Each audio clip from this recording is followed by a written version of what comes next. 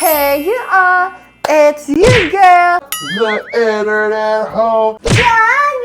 And for today's video, mga curls, I know it's back to school already, and I know you all miss a makeup tutorial. So yeah, I'm in the mood to make a makeup tutorial. So this makeup tutorial is for those who are beginners, who wants a makeup routine for their office, or who wants to have a makeup routine pagdating sa school that's undetectable, fresh, and affordable, and also nakakashikep para pagdating sa school, kayo yung main character, ganon. And of course, mga curls, in case you're new to this channel, don't forget to subscribe down below and hit that bell notification icon so you're always notified. And also don't forget to follow me on Instagram and on TikTok. Yeah, I'm gonna see you there too. So without further ado, mga curls, let's get started!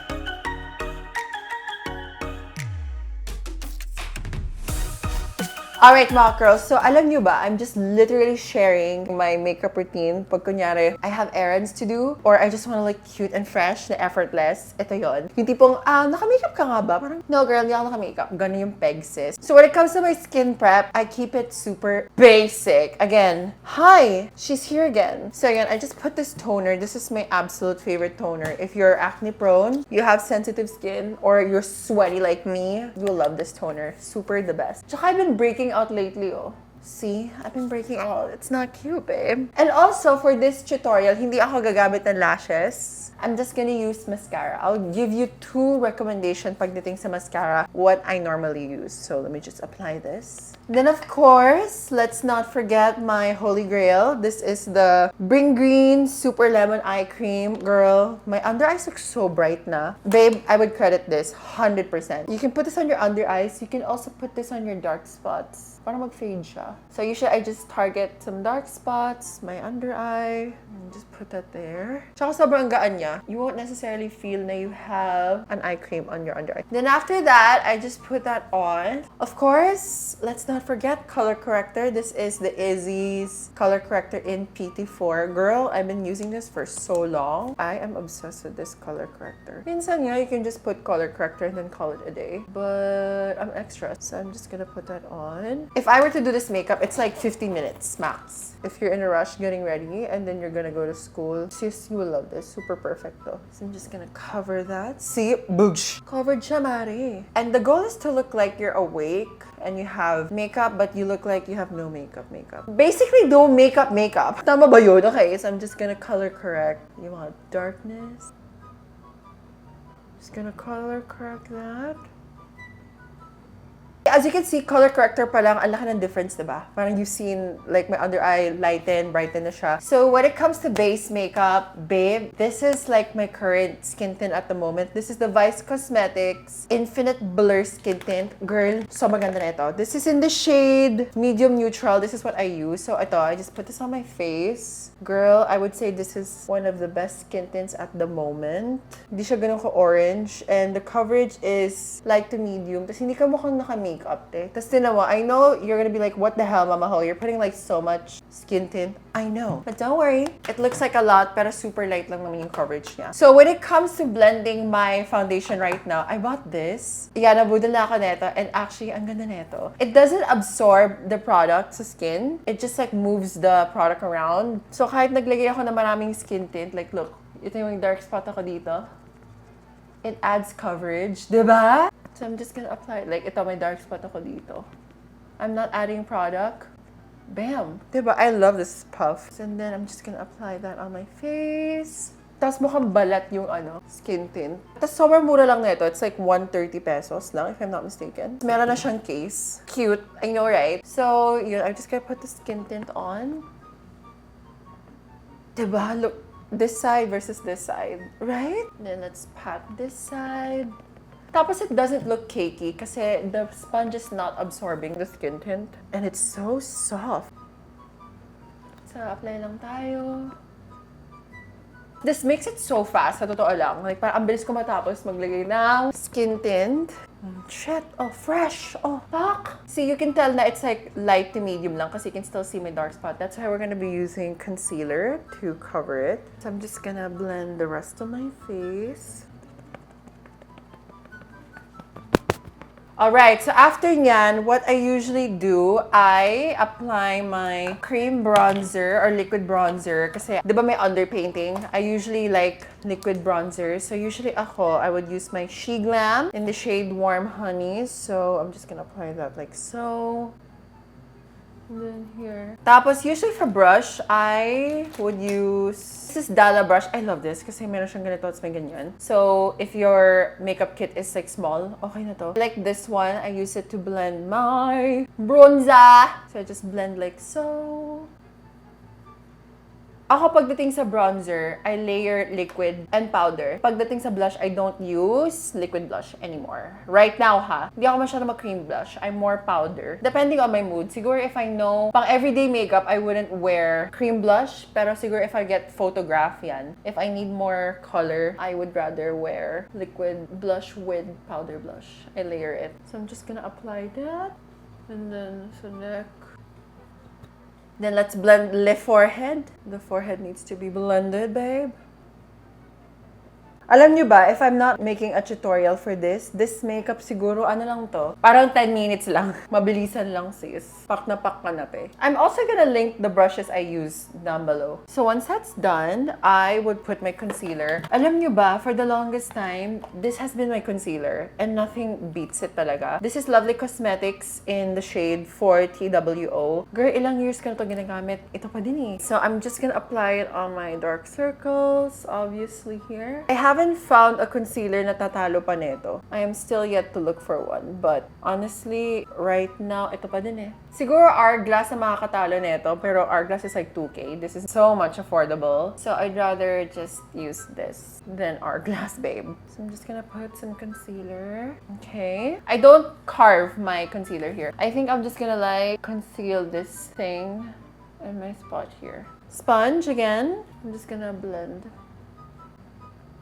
As in, super bilis lang nito, girl. Like, sometimes if I'm in a rush, I just do this. I swear I love this thing. Tas you don't need to wet this, actually. So, sobrang convenient niya. You don't need to wet it. It just does the job for you. Ako pa naman, pagdating sa sponge, tinatamad ako. Tinatamad ako magbasa ng sponge. Like, girl, ain't nobody got time for that, okay? I love this sponge talaga. I don't consider it a sponge. It's a puff, diba? That's what I like about this puff. Not just dabbing, you can even drag the makeup like this. And it's not gonna look streaky. Nor it's gonna absorb the product. Sobrang convenient niya. Pak. Then, let's blend the under eyes. I'm just gonna blend her. And what I like about this puff, ano siya? Since I'm using this to put foundation, I'm using this to blend my concealer, wala ka masyadong hugasin na brush. Alam mo yun? Parang, okay, ito na. Diba? Kaysa yung ang dami kong ginagamit. All I have to wash is this sponge. Kaya perfect, girl. Pang everyday office, pang school makeup. At least, you don't need to spend a lot of money on brushes. You have a puff that does most of the work.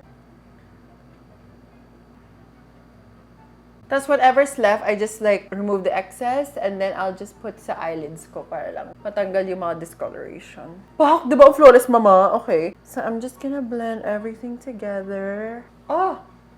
Tapos pagdating sa powder, alam nyo ba, ang dami nagsasabi na ayaw nila neto. This is the Absolute Complexion Blur. Girl, I hit pan already. That's how much I love this powder. For me, okay naman yung oil control niya. Like, is it a propaganda? But I love this powder. This is my favorite powder talaga. And I'm not sponsored, ha, to say that, but I do love this powder. So I'm just gonna blend the under eyes, make sure there is no crease. And then I'm gonna set it.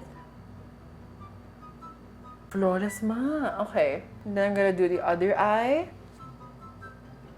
Pero pansin nyo ba minsan, kunyari wala naman kayo lakad, tapos randomly nag-makeup lang kayo, ang ganda ng result. Pero kunyari may lakad kayo, tapos nag-makeup kayo, parang ayaw mag-cooperate to makeup. Have you experienced that? Bakit ganon? It needs to be studied. So, apply lang ako niyan.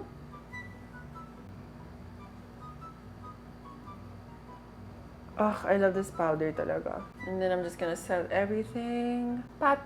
Pretending I'm like getting ready and I'm in a rush. After that, I put bronzer. I get so many questions pagdating sa brush na to. I'll link it down below. Ano siya eh? Brush set siya. Tapos my favorite bronzer contour ko at the moment, hindi na siya art class. I love this. This is Chuchu Beauty's Heart Blush in Hot Fudge. Ayan, this is my favorite bronzer. I usually mix this together and then I get more of the warmer shade. Tapos, I just apply it like this. I layer it on top sa liquid bronzer. I actually don't use liquid blush minsan. Usually for me kasi, nag-liquid blush lang ako pag glam. Pero pag ganito, like everyday makeup, I focus more on contour and bronzer than blush. Kasi I'd like the focus to be on my eyes and lips rather than just sabihin natin blush. Pero I'll show you what blush I use pag everyday tsaka natural makeup lang. Like no makeup. Kasi minsan for me, when you have, in my opinion lang to ha, when you have so much blush, parang siyang dead giveaway na parang you're wearing makeup na halata. Sometimes when I like do everyday makeup, ayoko halatang naka-makeup ako. I just like a clean look. And then after nyan, after I put my bronzer, I contour my nose. Yan, this brush, kasama siya sa set na yun. Parang siyang ganito, a nose contour brush. Then I'll just mix these two shades. And then I'll contour my nose. And then ito, nilalagyan ko siya dito para mas matangos siya be. Dito. And then whatever's left, nilalagay ko siya sa crease. Para lang buhay yung mata. Tsaka may definition yung eyes. Contour the nose.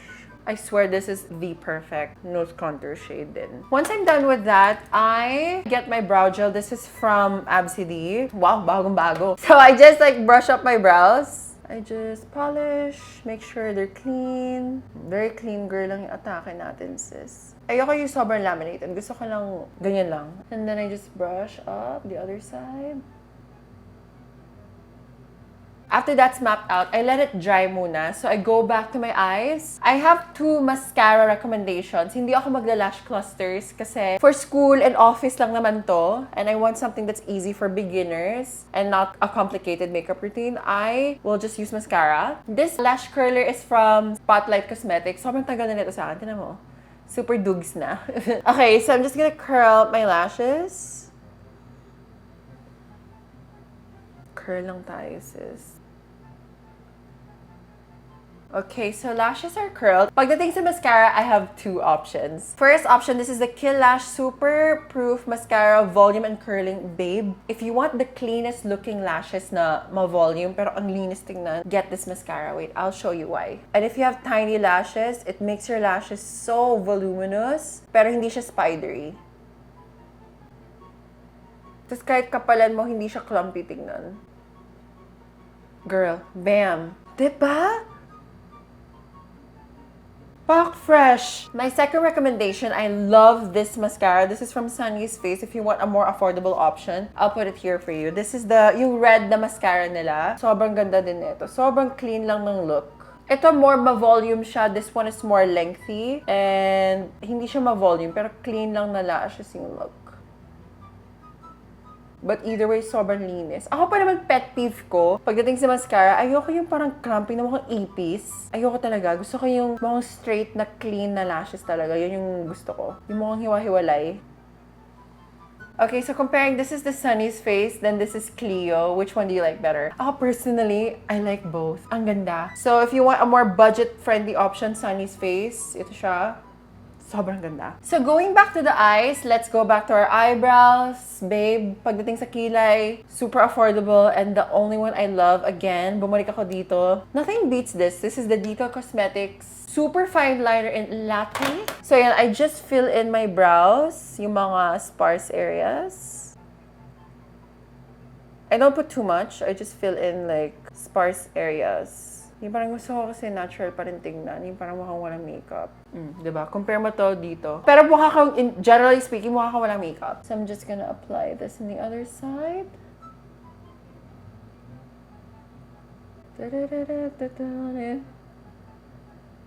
Alright, so brows are done. Super light lang. Ewan ko, ito pa rin talaga eh. So I'm done with the eyes. Ito na. Pagdating sa blush, if I want something super natural, yung hindi papansinin yung cheeks ko kasi I like the focus to be on my eyes and lips. This blush. BLK in the shade Bonbon. Ito siya. Tapos girl, mukha siyang pale. It looks muted. You think hindi siya long-lasting, pero girl, long-lasting siya, babe. For my brush, I'm using this is yung Sadala. Itong shape. Chup, chup. So ito, I just get a little bit. Tapos ang gusto ko neto, kahit kapalan mo siya, ang natural pa rin yung tingnan. Hindi siya mukhang sinampalte, yung ganon. So I'm just gonna dab it here. Alam mo, sa sobrang natural niya, it's not even capturing on camera. I'm looking at the monitor right now. Pero in person, kitang-kita siya. Which, wait lang. I'll show you on my phone para makita nyo. Let me just apply it lang dito. Sobrang ganda niya on the skin. Alam nyo ba, have you watched K-pop Demon Hunters? Sobrang LSS ako dun sa mga sounds nila. Free!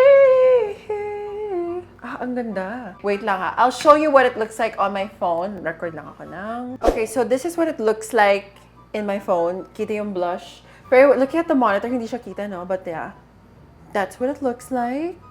Super natural niya in person tingnan. I know, right? Di siya kita sa ano, no? Pero kitang-kita siya in person. Alright, so moving on. Pagdating sa highlight, I actually don't use highlight. So after neto, usually I'll use setting spray na and then ititimpla ko yung lipstick with the blush. So for setting spray, if I'm on a budget, girl, hi. This is Dazzle Me Get a Grip Matte Fix. My holy grail.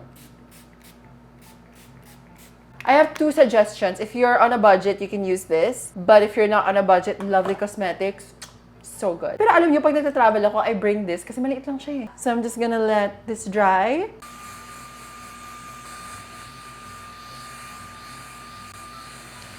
So after we put that on, medyo shiny yung face. Medyo shiny yung face from the setting spray. I usually layer it with gel powder para hindi siya mag-oil. And look! Bago na siya! Di na siya yung mukhang dugyot. So I just rub and then I just pat the T-zone on my face para hindi siya mag-oil. Yan. I don't use setting powder, I use gel powder. Your face will be matte and it'll stay on matte. You don't need to touch up throughout the day. Then for lips, girl, if you want that like natural looking lips na lip tint, this one talaga. This is Happy Skin, Lip Mallow, and Gatekeep. Lately, I've been using this a lot because I get so many questions on what lip tint are you using? Girl, it's just Happy Skin Gatekeep. Ironically, what if it Gatekeep ko kaya? Charot. Okay, I'm just gonna put this on the lips. Tsaka what I like about muted blush and yung mga ganitong colors pagdating sa makeup, it doesn't look overpowering. Kasi I notice some people, like gusto nila putok na blush as a daily makeup. Ang nangyayari parang sobra dito, sobra dito, sobra dito, mukhang clown. Unlike if it's balanced, like muted, pick which one has to shine. Is it your cheeks, your eyes, or your lips? At this case, I want my eyes to shine and my lips to shine. Okay. Diba? Like, girl. I love this lippy. Tapos, you don't need to touch this up throughout the day. Sobrang gaan sa lips. Ganda pang everyday. So, I'm just gonna take this off. Girl, I swear, if hindi lang ako nag-tutorial, siguro ano lang to, 15 minutes. Sobrang bilis. Alright, Lockers, so we're done. Super easy lang na ito. I swear, like, all the products here is worth your money. If you're the type of person who tries to hit Project Pan, these are the type of makeup na worth it until the last drop, in my opinion. Na parang pwede mo siya pang everyday, tas hindi ka manghihinayang gamitin yung mga makeup na yun kasi it's super worth it using everyday. I mean, look, effortless. So yun, if you're a busy girl on the go, you can look cute and fresh on a budget. So this is the look. Ayan, super natural lang. Fresh lang. Ah, wala, manika. Okay. And also, when it comes to this makeup, if bawal sa school yung mag-makeup or your class don't allow you to wear makeup, girl, promise, hindi siya detectable. Mukha lang siyang, di ba may project tayo kahapon? Hindi ka ba napuyat? No, hindi ako napuyat. Actually, napuyat ako, pero ganito talaga yung mukha ko eh. Maganda talaga ako eh. Ganon. Ganon yung atake, sis. And of course, mga girls, I hope you found this video interesting and helpful. Don't forget to like, comment, and subscribe down below. And of course, mga girls, very important is to stay shumikep. My mother. How's it, Kate? Bye, guys!